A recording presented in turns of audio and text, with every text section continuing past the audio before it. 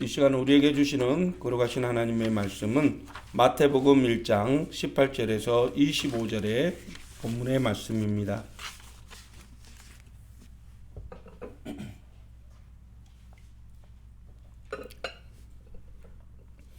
예수 그리스도의 나심은 이러하니라. 그의 어머니 마리아가 요셉과 약혼하고 동거하기 전에 성령으로 잉태된 것이 나타났더니 그의 남편 요셉은 의로운 사람이라 그를 드러내지 아니하고 가만히 끊고자 하여 이 일을 생각할 때에 주의 사자가 현명하여 이르되 다윗의 자손 요셉아 내 아내 마리아 데려오기를 무서워하지 말라. 그에게 잉태된 자는 성령으로 된 것이라. 아들을 낳으리니 이름을 예수라 하라. 이는 그가 자기 백성을 그들의 죄에서 구원할 자이심이라 하니라. 이 모든 일이 된 것은 주께서 선지자로 하신 말씀을 이루려 하심이니 이르시되 보라 처녀가 잉태하여 아들을 낳을 것이요 그의 이름은 임마누엘이라 하리라 하셨으니 이를 번역한즉 하나님이 우리와 함께 계신다 함이라. 요셉이 잠에서 깨어 일어나 주의 사자의 본무대로 행하여 그의 아내를 데려왔으나 아들을 낳기까지 동침하지 아니하더니 나음의 이름을 예수라 하니라. 아멘. 얼마 전에 세상에 이런 일이 라는 프로그램에서 본 일화입니다. 제주도에 사는 이 친구인데요. 몽돌이라는 10살짜리 애완견입니다. 처음에 이 개를 보면서 이게 무슨 신기한 일인가 봤더니 세상에 이 친구는 가족들하고 있을 때는 신나게 잘 노는데 이웃집 아저씨만 놀러 오면 잠든 척을 하는 거예요. 그래서 아무리 야 너 이 꾀병 부르고 있지 잠든 척하고 있지 일어나 그래도 계속 이 자세로 자고 있는 거예요. 알고 봤더니 이 아저씨가 다른 사람하고 달리 꼭 이 몽돌이에게 야단치고 훈계를 자주 한대요. 일명 잔소리꾼 앞에서 무슨 말만 하면 이 몽돌이는 자는 척하는 거예요. 제가 이 얘기를 들었을 때 진짜야? 뭐 그런 게가 있어 라고 했는데 진짜 영상을 봤더니요 이 몽돌이가 이렇게 꾀병을 장꾀를 부리는 것을 봤습니다. 참 세상에는 눈으로 보기 전에는 믿을 수 없는 일들이 참 많죠. 그런 얘기를 들을 때마다 우리는 얘기합니다. 진짜? 진짜야? 오 진짜? 라고 사실을 확인하게 됐죠. 사실 눈으로 본 다음에 믿는 것은 믿는 것이 아니죠. 진짜 믿음은 전해지는 내용들에 대해서 거짓 없이 그대로 받아들이는 것, 이것을 우리는 믿는다 라고 말을 하게 되는 것입니다. 그래서 성경에서는 믿음을 보지 않고 믿는 것이 진짜 믿음이다 라고 말씀하고 있죠. 이 코미디언 중에서 가장 믿음이 좋으신 장로님을 뽑으라면 바로 이 구봉서 장로님을 뽑을 수 있을 것입니다. 이 코미디언 이분인데요. 이 구봉서 장로님은 늘 코미디언 후배들에게 모범이 되시고 그들에게 하나님과 함께 늘 함께 할 것을 조언해 주면서 후배들을 이끌어 주시는 분이었다고 합니다. 그분은 희극인실에서 후배들과 함께 전도사님을 불러서 이렇게 성경 공부도 진행하고 그랬는데 하루는 오늘 우리가 읽은 이 성경의 본문의 내용이 등장하게 된 것이죠. 예수님은 남자를 경험하지 않는 마리아의 몸에 성령으로 잉태하셨습니다. 그의 남편 요셉이 그것을 알고 조용히 파혼하려고 했지만 천사의 말을 듣고 마리아를 데리고 와서 함께 살았습니다 라고 전도사님이 가르쳐 주었습니다. 그러자 옆에 있던 후배 코미디언 하나가 아이고 어떻게 처녀가 임신을 합니까? 뻥도 그런 뻥이 어디 있습니까? 라고 항의를 했대요. 그랬더니 구본서 장로님이 한마디 하더랍니다. 야, 지 서방이 믿겠다는데 네가 무슨 난리냐? 그러더랍니다. 참 가끔 전도를 하다 보면 하나님을 믿지 않는 불신자들이 예수 그리스도를 전한 그 복음에 대해서 자기는 도저히 믿을 수 없다, 받아들일 수 없다라고 말하는 이들을 만나게 되죠. 그러나 기독교는 사실 보고 믿는 종교가 아니라 믿음으로 보는 종교인 것입니다. 믿습니까? 예수님은 요한복음 20장 29절에서 자신의 부활을 믿지 못하는 도마에게 그렇게 말씀하시죠. 너는 본고로 믿느냐? 보지 못하고 믿는 자는 복되도다 라고 말입니다. 그렇습니다. 성경은 우리가 기록된 사실을 눈으로 보지 않지만 그러나 그 내용이 이루어졌다라고 믿는 것이죠. 이것이 믿음의 눈입니다.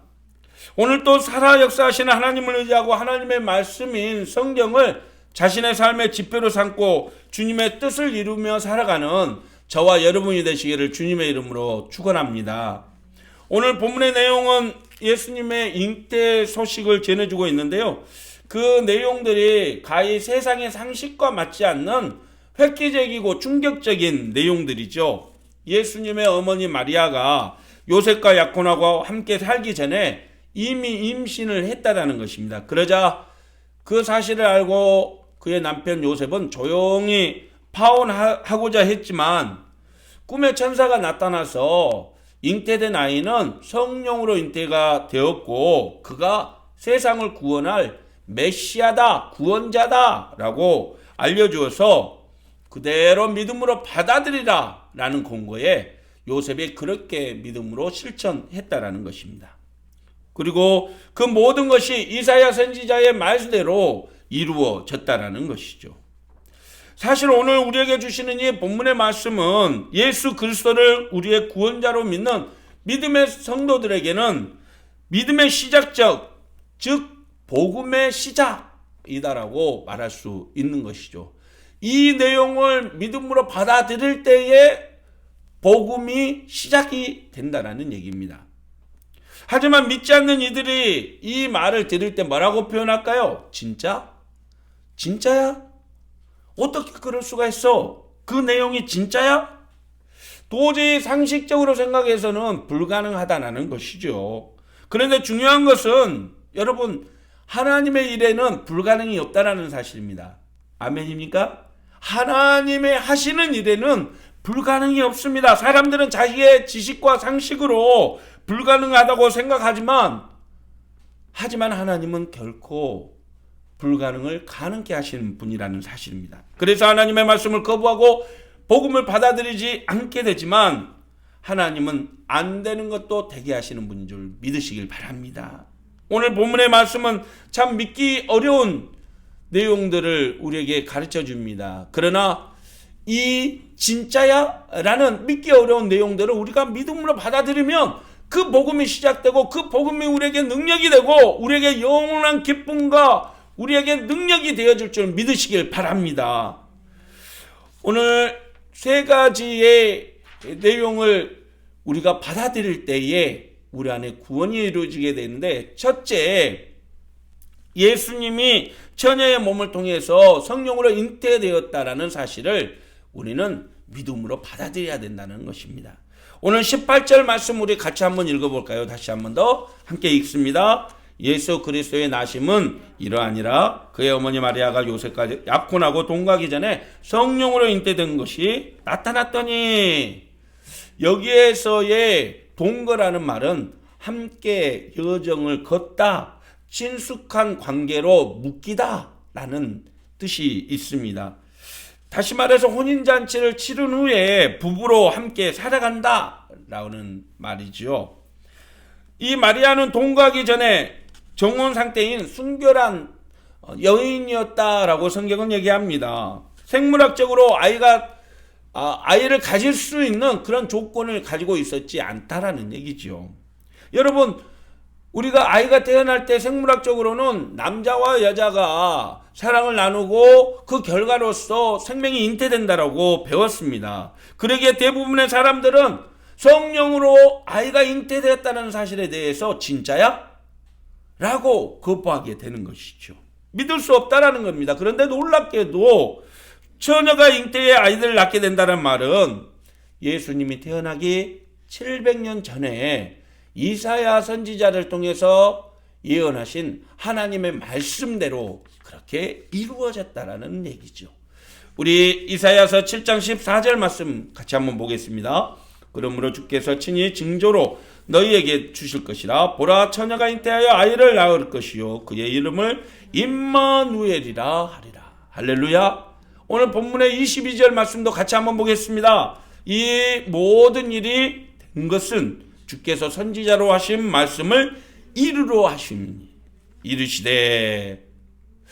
여러분, 선지자의 말씀이 이루어지도록, 그래서 그 징조가, 하나님의 구원의 징조가 나타나도록 하기 위해서 처녀의 몸에 성령으로 아이가 잉태됐다는 것이죠. 이사야 선지자는 700년 전에 활동했던 하나님의 선지자였습니다. 유다의 멸망과 회복, 메시아의 탄생, 사역 등에 대해서 예언했던 대표적인 사역자 중에 한 사람이죠.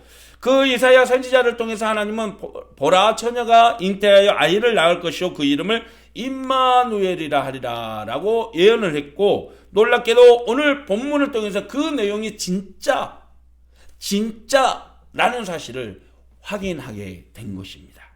사랑하는 성도 여러분, 처녀의 몸을 통해서 아이가 태어나고 하나님의 아이의 모습으로 태어난다는 사실을 믿을 때에, 이 복음을 받아들일 때에 구원의 은혜가 우리에게 임한다는 사실을 믿으시길 바랍니다.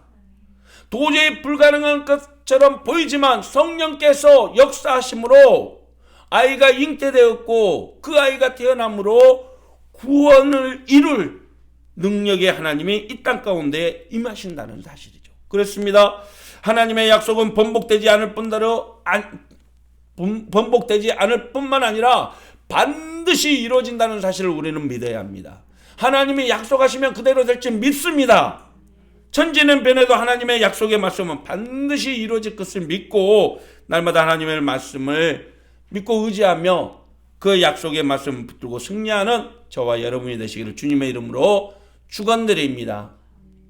두 번째 믿기 어려운 사실은 하나님이 자기 백성을 구원하기 위해서 직접 희생 제물이 되어주셨다라는 사실이죠.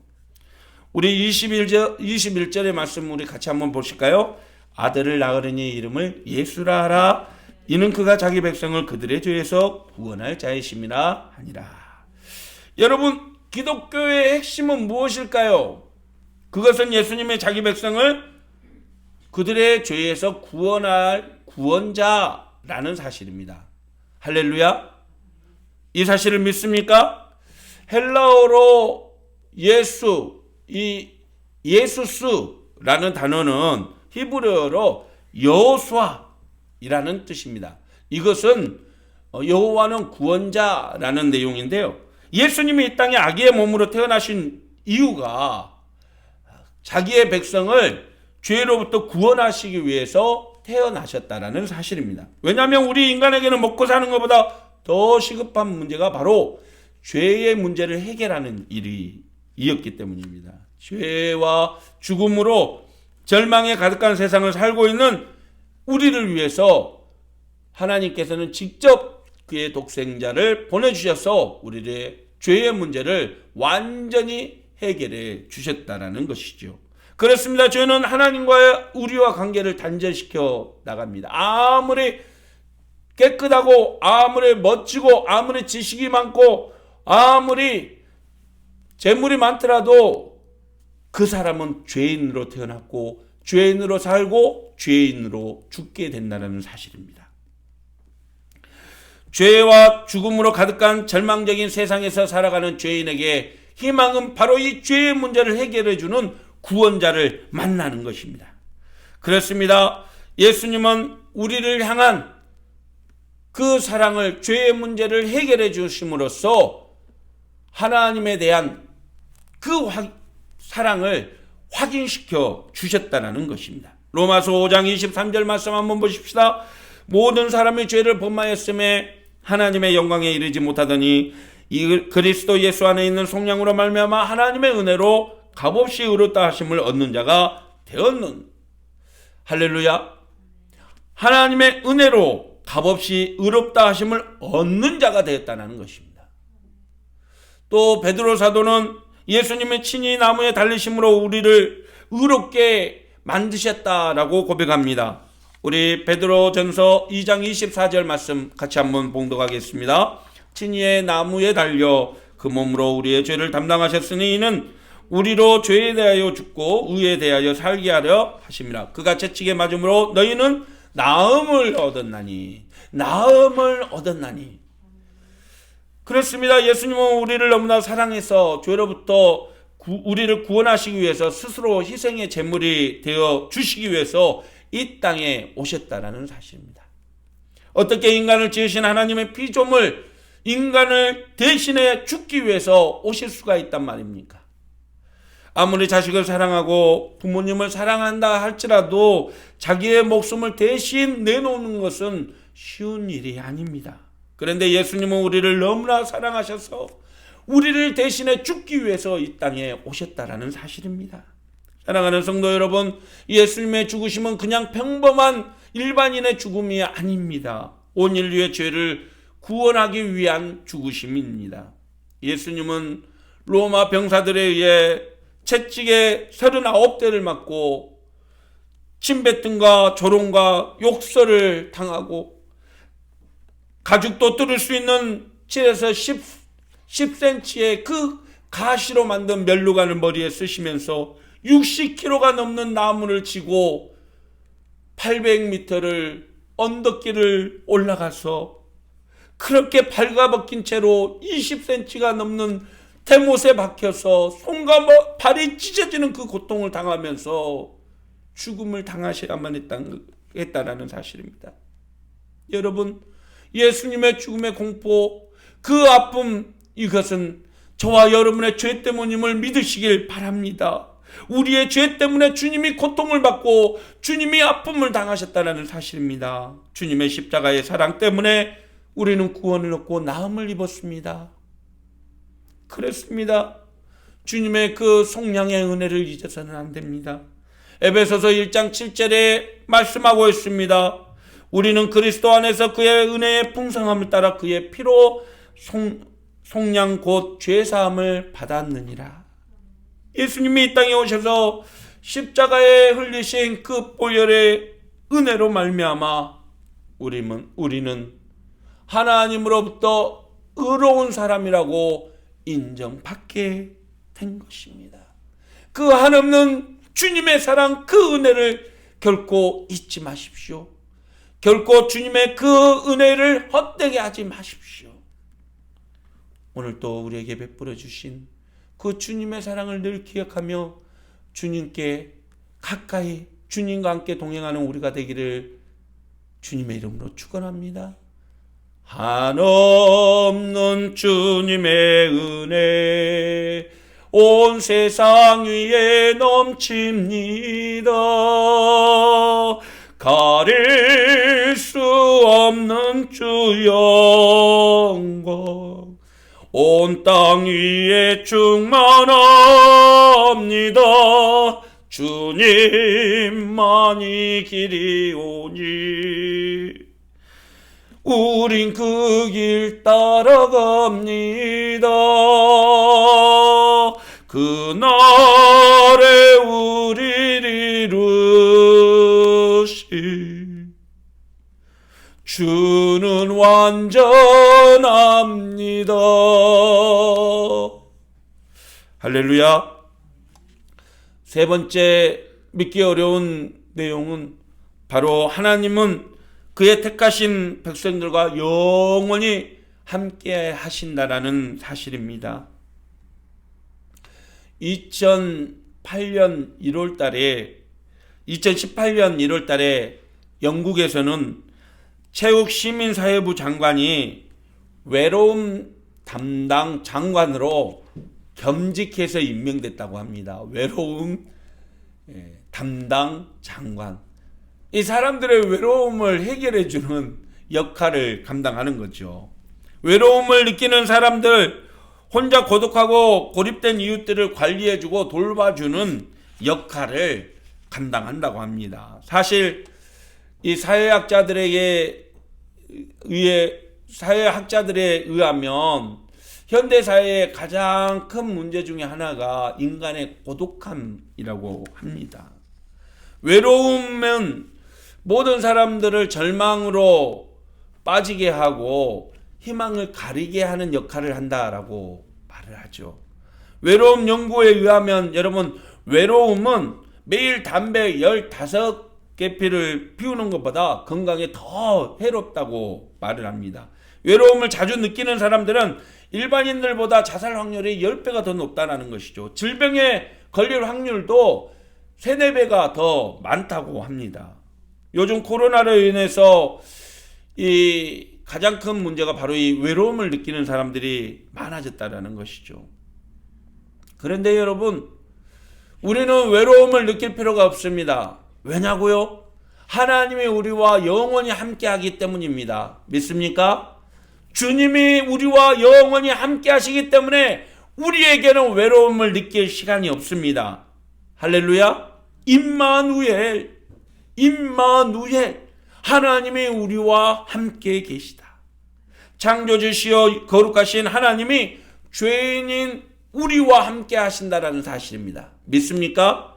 마태복음 22장 23절에 21장 22절 23절의 말씀이 바로 우리에게 확신을 가져다주는 그 내용입니다. 우리 같이 한번 읽겠습니다. 보라, 처녀가 잉태하여 아들을 낳을 것이요 그의 이름을 임마누엘이라 하셨으니 이를 번역한즉 하나님이 우리와 함께 계시다 함이라.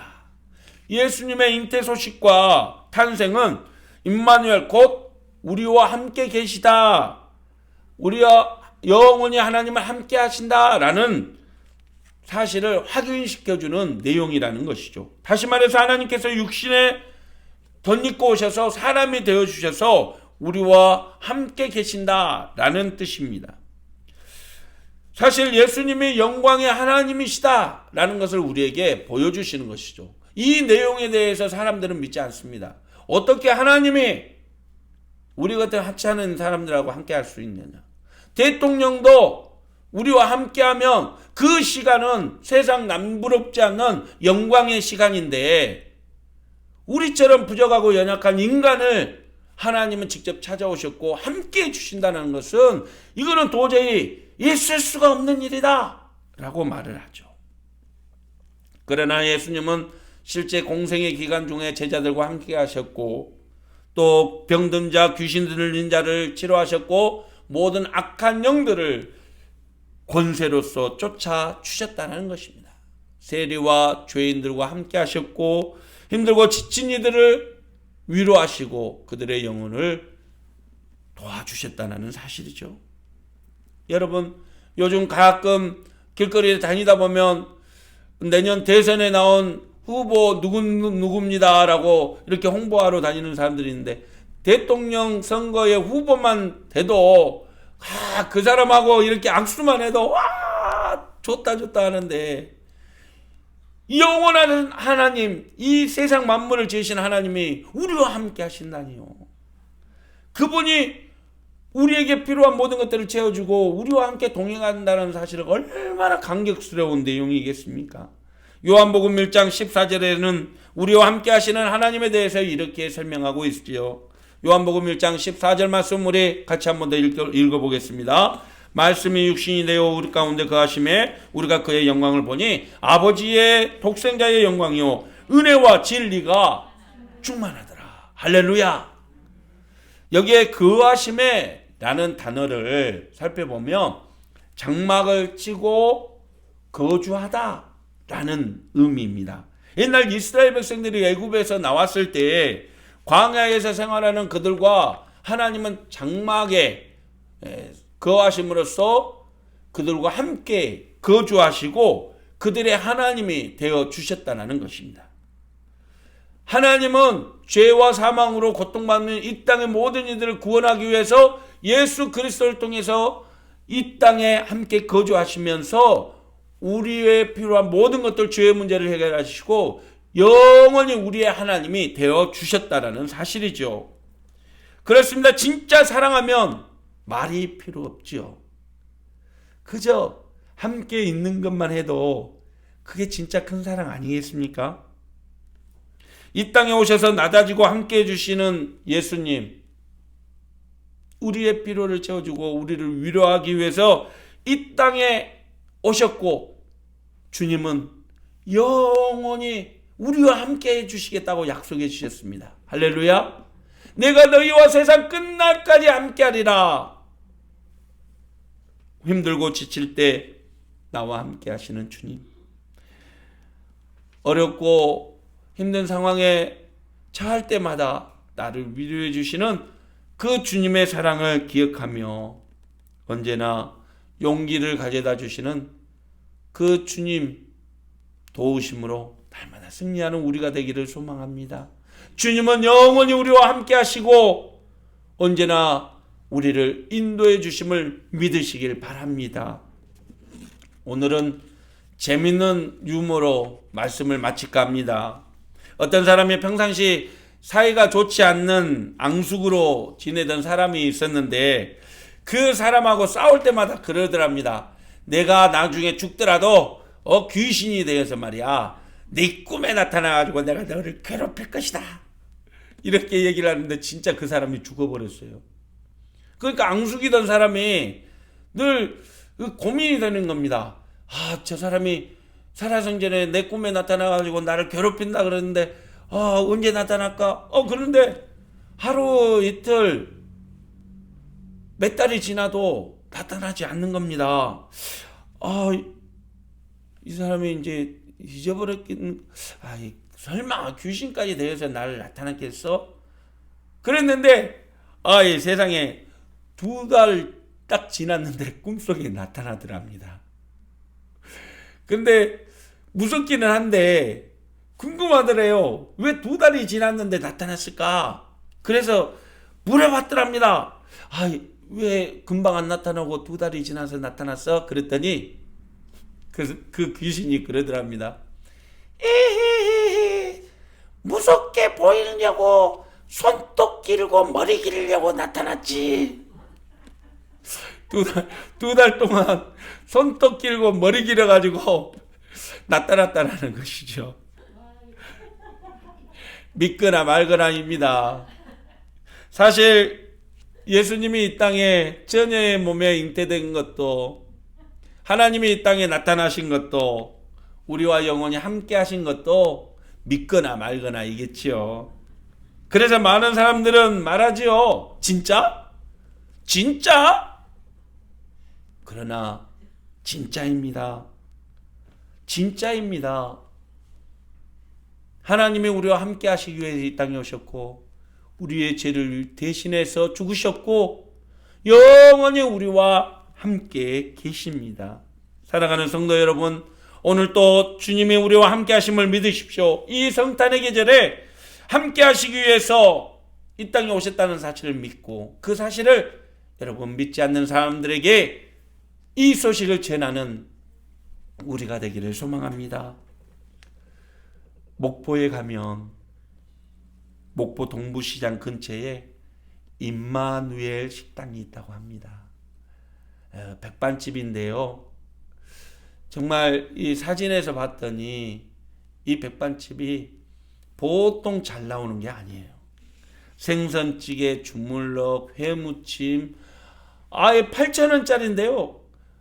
어디 가도 웬만한 불러도 아깝지 않을 만큼 그렇게 거한 상이 나온다고 합니다. 근데 식당 주인에게 물어봤대요. 아니, 이 8,000원 갖고 이게 될 일입니까? 그랬더니 그 주인이 그러더랍니다. 많이는 안 남아도 자기가 이 식당 상호 이름에 부끄럽지 않게 섬기려고 한다라는 거죠. 임마누엘, 하나님은 우리와 함께 하신다라는 사실을 그렇게라도 알려주고 싶어 한다라는 것입니다. 사랑하는 성도 여러분, 오늘 또 주님이 우리와 함께 하심을 믿습니까? 그렇다면 세상에 나가서 진짜? 라고 질문하는 이들에게 말하십시오. 진짜, 진짜, 진짜. 째째 한 일에 목숨 걸지 말고 주님이 우리와 함께 하시기 때문에 늘 당당하게 작은 일에도 근심하지 말고 언제나 하나님이 함께한 사람처럼 그렇게 살아가십시다. 그리고 어려운 이웃들을 보면 모른 척 말고 주님의 사랑으로 함께 섬겨 나가십시다. 오늘 또 그리스도의 사랑과 은혜가 이 성탄의 계절에 저와 여러분들과 또 코로나로 지친 이 땅의 모든 이들과 함께하기를 주님의 이름으로 축원합니다. 기도하겠습니다. 사랑의 하나님 아버지, 오늘 또 하나님이 이 땅에 오셨고 인간의 죄를 대신해 죽으시고 영원히 함께 하신다는 그 임마누엘의 은혜를 믿습니다. 믿지 않는 이들에게 이 복음을 전하며 사랑으로 섬기는 저희들이 되도록 하나님 함께하여 주시옵소서. 이 성탄의 계절에 주님이 우리와 함께 하심을, 우리를 구원하심을, 영원히 우리는 하나님의 백성이 되었음을 날마다 증거하며 사랑을 나누는 이 땅의 모든 그리스도인들 다 되게 도와주옵소서. 예수님의 이름으로 기도드리옵나이다. 아멘. 사랑하는 성도 여러분, 세상에 나아가 하나님의 백성으로 살아갈 때에 하나님이 우리와 함께 하심을 믿으시길 바랍니다. 하나님이 우리를 도우심을 믿으시길 바랍니다. 그 힘으로 어떤 일을 만나든지 당당하게 당차게 믿음으로 이겨내고 하나님이 기뻐하는 일을 살아가십시오. 반드시 하나님께서 우리에게 힘과 능력을 베풀어 주실 것입니다. 기도하겠습니다. 이제는 우리를 영원한 죄에서 구원하시기 위해서 이 땅에 오사 자신의 모든 것을 내어주신 우리 주 예수 그리스도의 무한하신 은혜와 이 땅을 사랑하사 독생자를 보내주셔서 죄에서 자기 백성을 구원하여 주시는 하나님 아버지의 지극하시고 만극하신 사랑과 성령으로 인택케 하사 구원자를 이 땅에 보내주시고 그 구원의 여정을 우리에게 알려주시며 언제나 믿음으로 세상에서 그리스도인답게 살아가도록 우리를 도우시고 함께 하시며 인도하여 주시는 성령님의 은혜의 역사심이 오늘 또 우리의 복음을 믿음으로 받아들이고 그 복음을 세상에 나아가 전하며 살기로 다짐하는 모든 성도들 머리 위에와 가정 위에 삶 위에 이 땅의 민족 위에 이 땅의 모든 교회들 위에 세계 열방 위에 영원히 성삼위 하나님의 은혜가 함께 하시기를 간절히 축원하옵나이다. 아멘.